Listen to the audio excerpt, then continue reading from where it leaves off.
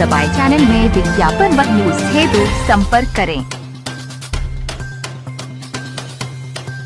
पुरानी पेंशन योजना बहाली मंच के तत्वाधान में पुरानी पेंशन बहाली को लेकर आंदोलन हुए तेज। राज्य कर्मचारी संयुक्त परिषद उत्तर प्रदेश के तत्वाधान में केंद्र व राज्य कर्मचारी विभिन्न संगठनों के पदाधिकारियों के लिए खिचड़ी भोज हुआ। आयोजित कार्यक्रम में रेलवे मेंस यूनियन के राष्ट्रीय महासचिव शिव गोपाल मिश्रा व राज्य कर्मचारी संयुक्त परिषद उत्तर प्रदेश के अध्यक्ष हरिकिशोर तिवारी ने वार्ता के माध्यम से बताया।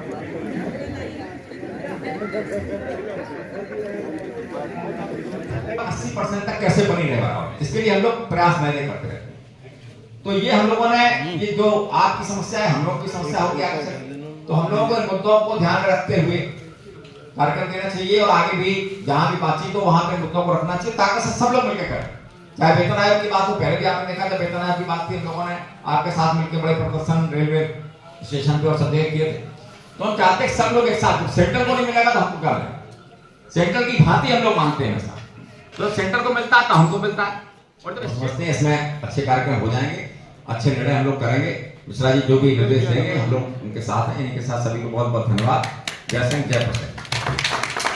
और ये बैठक समाप्त की घोषणा की जाती है। खिचड़ी भोज के लिए मैं आपको आज जो बैठक हो रही क्या उद्देश्य है? कर्मचारी संयुक्त परिषद जो है वो हर वर्ष नए साल में जो है वो एक मिलन समारोह रखता है। आज ये उन्होंने मिलन समारोह रखा है, आपको भी आमंत्रित किया है। तमाम जो राज्य कर्मचारियों के विभिन्न घटक हैं जो केंद्र सरकार के हैं, इनमें रेलवे के लोग हैं, हमारे कन्फेडरेशन के लोग हैं, इनकम टैक्स के लोग हैं, शिक्षक वर्ग है, वो सारे लोगों को यहाँ इकट्ठा किया है। जब आज हम लोग यहाँ पर इकट्ठा हुए हैं तो हम लोग जो हमारी सबसे बड़ी समस्या इस समय चल रही है, पिछले 1 साल से हम लोग आंदोलन कर रहे हैं पुरानी पेंशन की बहाली को लेकर। और पीछे आप लोगों ने भी बड़ा सहयोग किया, देखा आपने कि 60,000 से ज़्यादा लोग जो है यहाँ पर रेलवे स्टेडियम में इकट्ठा हुए। इसी तरीके से 2 लाख से ज़्यादा लोगों ने 10 अगस्त को रामलीला मैदान में रैली करने का काम किया। तो भारत सरकार ने कमेटी तो बैठा दी है, लेकिन वो कमेटी अभी तक कोई निर्णय नहीं दे पाई है। अभी हम लोगों ने निर्णय लिया है कि 8 तारीख से 11 तारीख तक पूरे देश में सभी केंद्र सरकार के कर्मचारी, राज्य कर्मचारी और शिक्षक सब जो है वो 4 दिन तक जो है वो रिले हंगर स्ट्राइक का काम करेंगे। और उस हंगर स्ट्राइक के बाद हम लोग फिर जो हमारा पुरानी पेंशन बहाली संयुक्त मंच है उसकी बैठक हम लोग दिल्ली में 15-16 तारीख को बुलाएंगे। हमें आशा है कि भारत सरकार को टकराव टालना चाहिए। हम लोग भी नहीं चाहते हैं कि देश के अंदर कुछ ऐसी स्थिति हम लोग पैदा करें जिससे कि देश की जनता को तकलीफ हो, इकोनॉमी की स्थिति ख़राब हो, रेल जैसे बड़े डिपार्टमेंट बंद हों। हम लोगों का कभी भी एनआरकी में विश्वास नहीं रहा है। लेकिन अगर सरकार नहीं मानती है और पुरानी पेंशन बहाली की बात नहीं होती है, आधी पेंशन देने की बात नहीं होती है, तो हमारे सामने कोई विकल्प भी नहीं है। 15-16 तारीख में जब दिल्ली में मिलेंगे तो हम निश्चित तौर पर अनिश्चितकालीन हड़ताल का फैसला करेंगे। और ये इसके लिए हम लोगों ने मतदान भी कर लिया हड़ताल के लिए। पूरे देश भर में 96.7% लोगों ने हड़ताल के पक्ष में मत देने का काम किया। उनमें मैक्सिमम जो है वो नए बच्चे और बच्चियाँ हैं, तो उनके अंदर ये बहुत एक तरीके से क्षोभ है कि जो है वो उनको आने वाले समय में पेंशन नहीं मिलेगी। तो इस सवाल को लेकर के लोग जो है वो काफ़ी गुस्से में हैं, संतोष में हैं। तो इस सवाल पर हम लोगों ने आज चर्चा भी की है और 8 से 11 के बीच में मुझे आशा है कि देश भर में करोड़ों लोग जो है वो रिले हंगर स्ट्राइक पर बैठेंगे। हमें आशा है सरकार इसका संज्ञान लेगी और इससे पहले कि हम लोग हड़ताल पर जाएँ तो हमारी पुरानी पेंशन को बहाल कर देंगे। इससे जुड़े हुए हैं और काफ़ी हड़तालें, आंदोलन लोगों ने विगत वर्षों में किए हैं। सबसे बड़ी बात यह है कि इसमें सरकार की हठधर्मिता दिखाई पड़ रही है।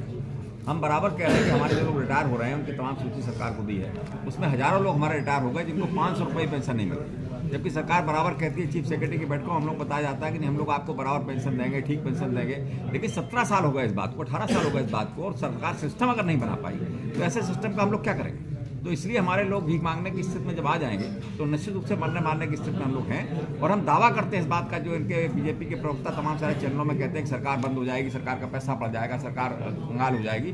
हम दावा करते हैं कि सरकार का एक भी पैसा हम खर्च नहीं कराएंगे। हमारे पैसों को सुनियोजित तरीके से अगर लगा दिया जाए तो हमको पुरानी पेंशन के बराबर पैसा मिल जाएगा।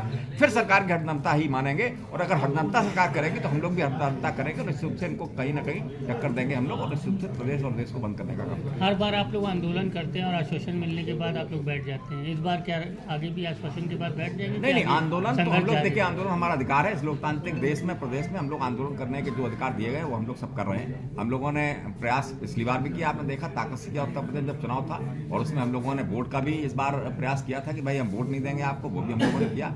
उसका क्या असर हुआ क्या नहीं हुआ, लेकिन हमने वोट की ताकत एक दिखाई। आज ये मुद्दा सभी राजनीतिक दलों में कम से कम बना, अभी मुद्दा हमारा नहीं बना, राजनीतिक दलों का भी बन गया। तो हम चाहते हैं कि इसमें सरकारों को सोचना चाहिए, अपने वोटों को भी देखना चाहिए और हमारी इच्छा शक्ति को और उसको भी देखना चाहिए कि हरदमता न करें।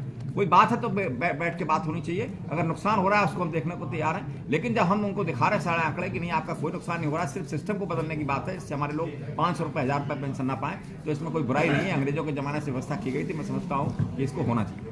चुनावी वर्ष है, क्या इसके पहले चुनाव से पहले कोई बड़ा आंदोलन आप लोग की तरफ से? हाँ बिल्कुल, हड़ताल की हम लोग बात कर रहे हैं। हम लोग हड़ताल पे इससे पहले पूरे देश में जाएंगे, और रेलवे इनकम टैक्स के लोग बैठे हुए हमारे साथ में, सभी लोग पूरे देश में जाएंगे और उसमें हड़ताल का कार्यक्रम।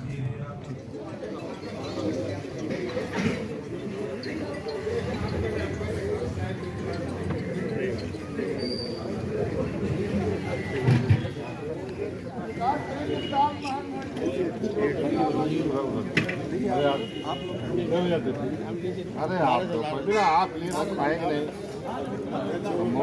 नहीं भाई, ये कैसे हो सकता है? आप भूखे रहो खा लीजिए, ये संभव नहीं।